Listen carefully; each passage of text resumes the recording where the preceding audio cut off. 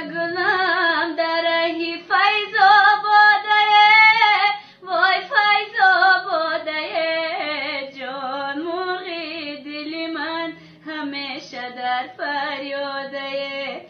جان مرغی دل من همیشه در فریاده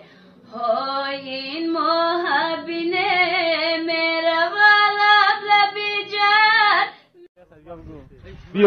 هموی سرتای شمال پرشان کرده اسیگره نکش آواز تویران کرده او خیلی اول بودی و حاضر نستی او خیلی اول بودی و حاضر نستی کدام جلبه دلت تویران کرده کدام جلبه دلت تویران کرده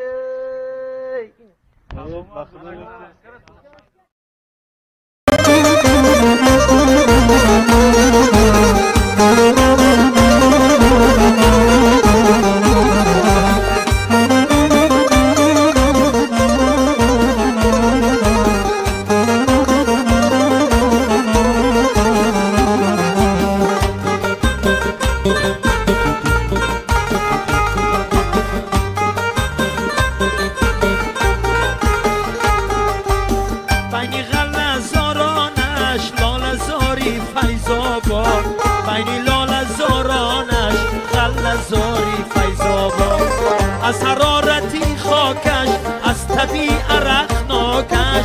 دانه های تبخال است کشت کاری فیض‌آباد کانی لعل و مرجان است لاله‌زاری فیض‌آباد ناخونی عروسان